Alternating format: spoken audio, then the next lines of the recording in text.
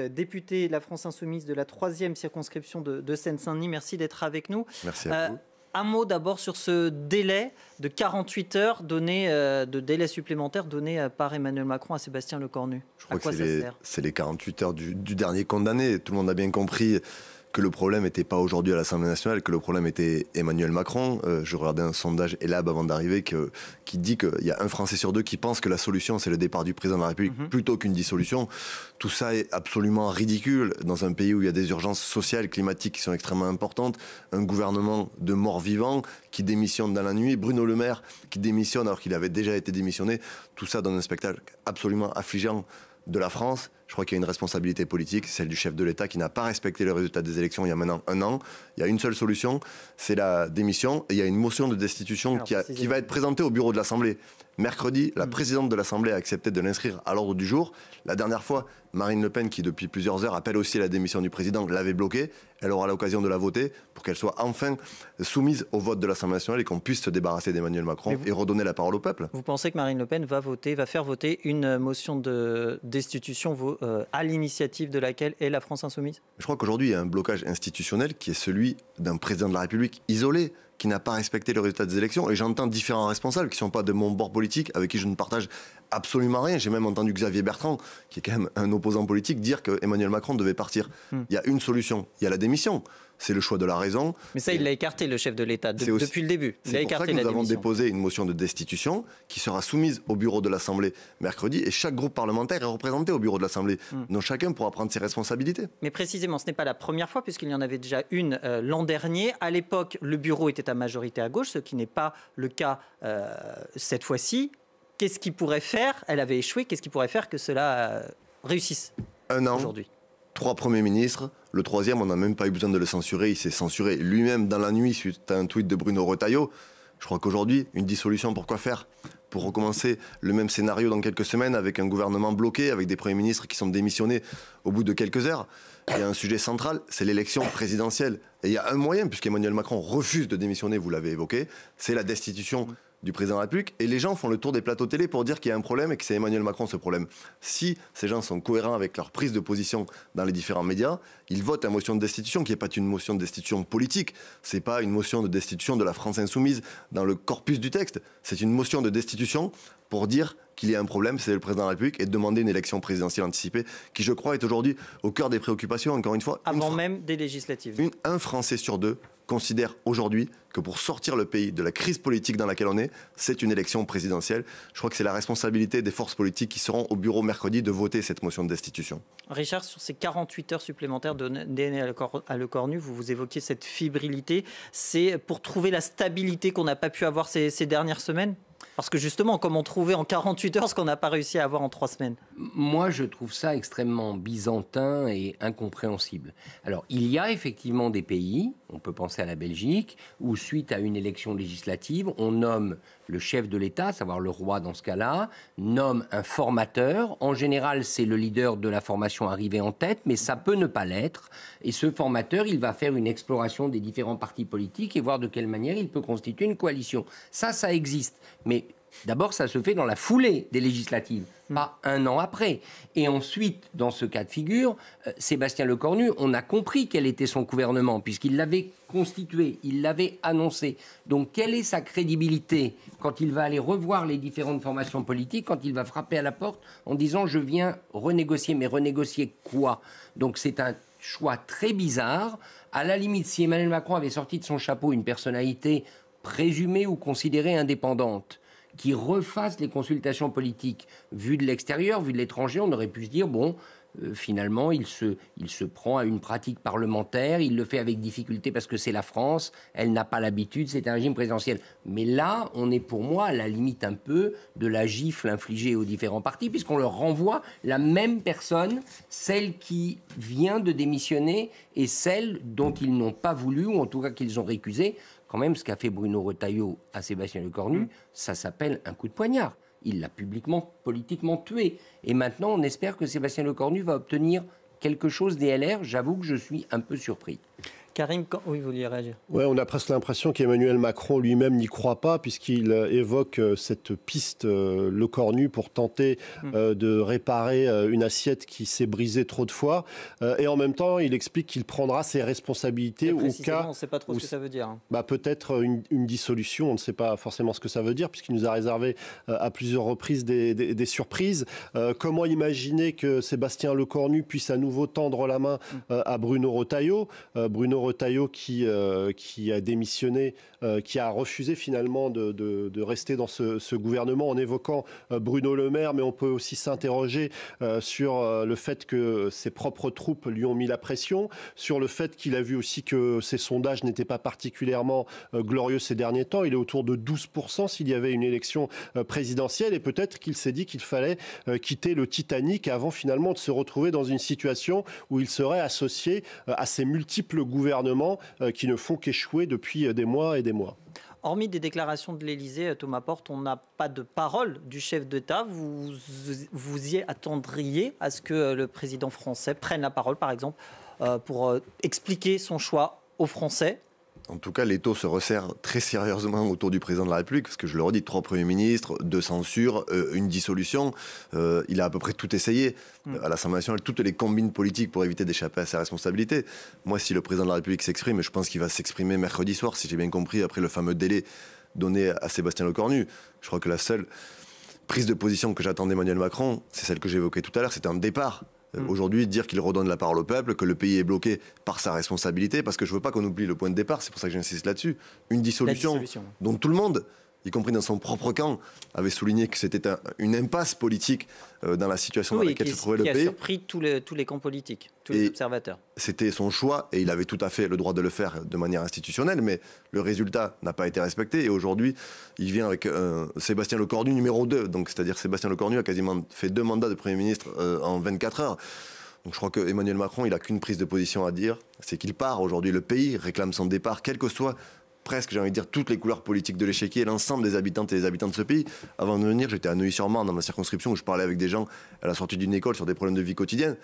Les gens demandent le départ d'Emmanuel Macron. On dit c'est pas possible d'avoir un pays qui soit bloqué alors qu'on a des conditions de vie qui se dégradent, une pauvreté qui est en train d'exploser dans ce pays. Et finalement, le spectacle, c'est Sébastien Lecornu qui parle avec Bruno Le Maire, mais finalement Retailleau n'est pas d'accord. On lui redonne 48 heures. Ces gens sont minoritaires dans le pays. Plus personne n'en veut. Et on essaye de nous les imposer à coup de force. Ça abîme le pays, ça abîme la situation et la condition de vie des gens. Et la solution de sortir par le haut, c'est une élection présidentielle pour avoir un débat de fond. Parce que j'insiste, une dissolution, ça veut dire quoi ? Une élection en 3 semaines, 4 semaines, peut-être, ce qu'on a vécu. C'est pas une élection qui permet un débat politique de fond.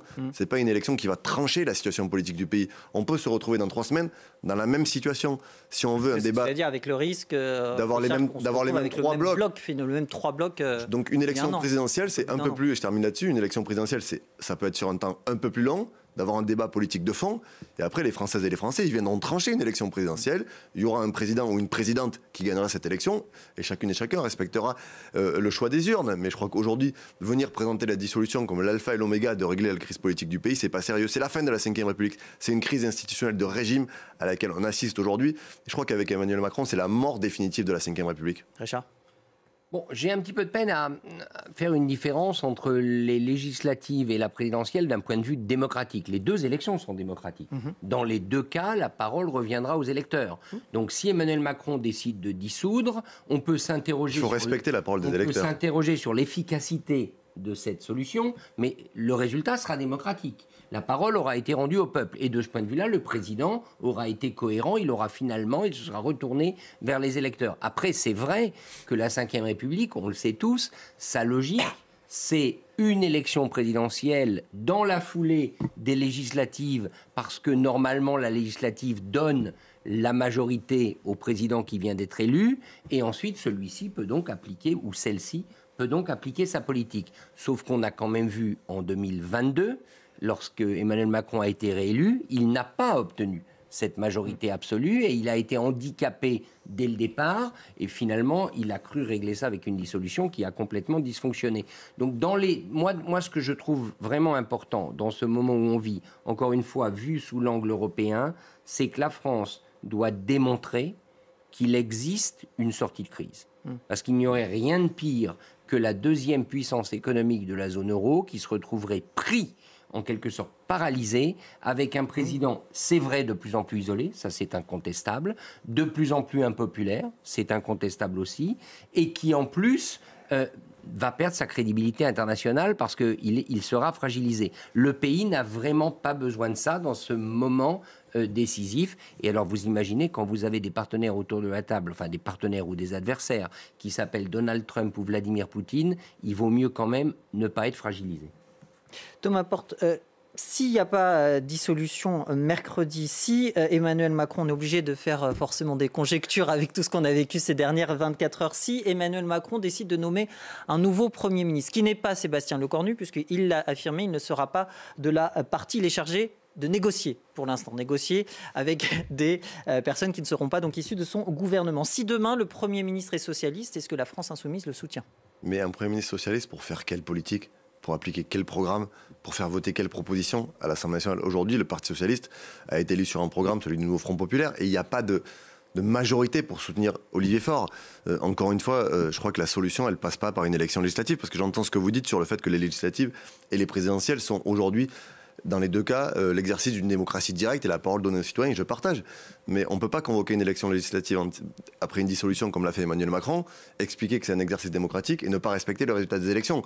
C'est ça qui pose souci. Est-ce qu'Emmanuel Macron, si dans l'hypothèse d'une dissolution de mercredi soir, est-ce qu'il s'engage par exemple à dire qu'en cas de victoire, comme c'était le cas du Nouveau Front populaire, avec une majorité relative, certes, mais une majorité relative, il nommerait un Premier ministre de la force politique qui a gagné les élections? Ça pourrait être un scénario. Est-ce qu'Emmanuel Macron va dire ça?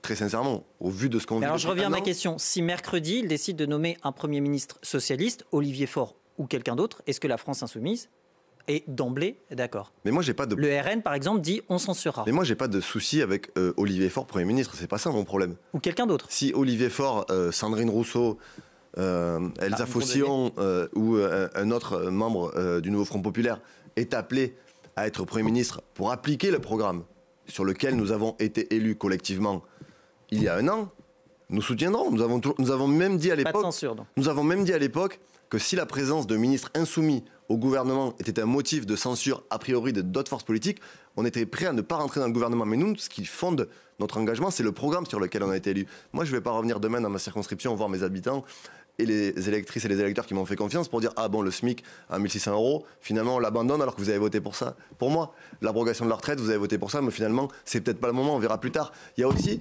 quelque chose du respect de la parole donnée en politique. Et quand vous êtes élu sur un programme, vous continuez à porter ce programme et à le défendre. Donc c'est ce qu'aurait dû faire Emmanuel Macron en fait. On a fait les choses à l'envers. Il aurait dû nommer un Premier ministre ou une Première ministre issue du Nouveau Front populaire qui est arrivé en tête. Et après, charge à nous de construire des compromis, de tenter d'aller négocier texte par texte. Et on aurait vu, peut-être que nous aurions été censurés au bout de 24 heures, 48 heures, peut-être pas. Mais là, on a fait l'inverse. C'est-à-dire qu'on a nommé 3 premiers ministres minoritaires dans le pays, qui ne représentent personne, qui ont été balayés aux dernières élections. Et je partage, et je termine là-dessus, l'ultime provocation. Le gouvernement de Sébastien Lecornu, qui a duré 24 heures avec Bruno Le Maire, avec les radicalisés de la première heure macroniste, dont plus personne ne veut. Et on essayait de nous imposer ça le dimanche soir à 23h. C'était vraiment une insulte à la fois aux parlementaires et au pays. Est-ce que le Nouveau Front populaire existe encore? On a vu aujourd'hui, du côté du Parti socialiste, décliner un peu ses invitations à la fois de Jean-Luc Mélenchon et puis un peu plus tard dans la journée de Manuel Bompard. Est-ce qu'on peut se rabibocher avec LFI du côté du reste des composantes du Nouveau Front populaire? Nous n'avons jamais fermé la porte au Nouveau Front populaire et nous considérons que celles et ceux qui ont été élus sur un programme, qui veulent défendre ce programme, qui s'engagent à le respecter, sont toujours évidemment dans le cadre du Nouveau Front populaire. C'est aussi pour ça que nous avons proposé, vous avez raison de dire, une réunion des 4 forces politiques qui ont été élues sur ce programme. Parce que si nous avons dans l'hémicycle des députés socialistes, des députés communistes, écologistes, mais y compris des députés insoumis, comme moi, c'est parce que nous avons été élus sur la base d'un accord programmatique qui a créé l'union sur des conditions de rupture à gauche qui ont fait venir des électrices et des électeurs aux urnes. Et donc je crois que ce programme, il existe toujours. Très sincèrement, on a voté quasiment la même chose dans l'hémicycle depuis un an. Quand on a voté pour les commissions la semaine dernière, on s'est mis d'accord, on a eu un accord entre les 4 forces pour voter la même chose. Faire croire qu'il y a des millions de tonnes de choses qui nous séparent, ce n'est pas vrai. Donc aujourd'hui, je considère que ces gens doivent revenir à la raison. Et moi, j'appelle le Parti socialiste à revenir à la table des discussions. Nous, on propose une discussion sur la base de la motion de destitution qu'on a déposée. Il y a une potentielle dissolution. Est-ce qu'on est capable de se remettre autour de la table pour discuter sur la base du programme qui nous a fait élire il y a maintenant un an, parce que ce programme est toujours d'actualité, tout ça est ouvert. Donc je crois que le Parti socialiste doit revenir à la table des négociations, à la table des discussions. Demain matin, je pense savoir qu'il y a une première réunion qui va se tenir avec des écologistes, des communistes et des insoumis, qui sont signataires de la motion de destitution, donc le nouveau Front populaire. Il est majoritaire dans celles et ceux qui ont été élus aujourd'hui. C'est les socialistes qui sont isolés par rapport au nouveau Front populaire. Donc je crois qu'il faut revenir sur ce programme qui nous a fait élire, ce programme de rupture commun.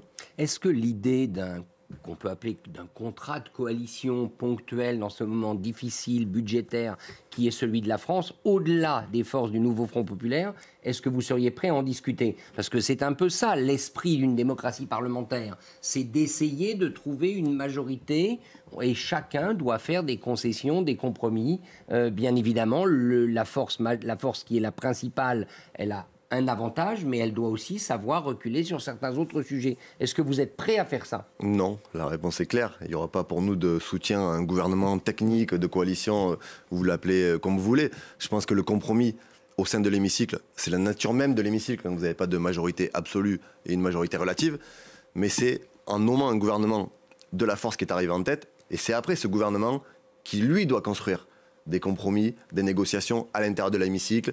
D'ailleurs, nous avons fait adopter au dernier budget des amendements qui étaient des amendements pour taxer les super profits, alors que les autres n'étaient pas d'accord en France, mais il y a eu des débats. Finalement, tout ça a été balayé par 49.3 et par certaines discussions. Donc, nous, on est prêts au compromis et à aller discuter au sein de l'Assemblée nationale. Mais un gouvernement technique, aujourd'hui, je crois que ça serait aussi ne pas respecter ce que veulent les Françaises et les Français, qui sont quand même des gens qui sont extrêmement politisés, qui suivent la vie politique et qui voient bien que vous voulez faire quoi, un gouvernement qui va de Jean-Luc Mélenchon à Laurent Wauquiez, avec des gens qui ne partagent rien, qui sont des opposants politiques.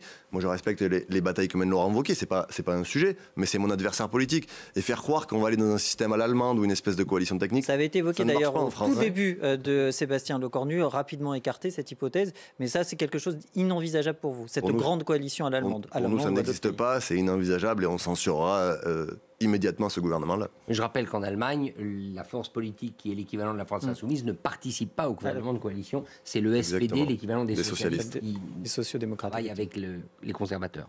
Je vous remercie beaucoup Thomas Merci Porte, parce que je crois savoir qu'il faut qu'on vous libère, député de la France Insoumise de la 3e circonscription de Seine-Saint-Denis. Merci d'être intervenu sur le plateau de France 24 ce soir. Merci à vous. On part tout de suite retrouver Pauline Godard depuis la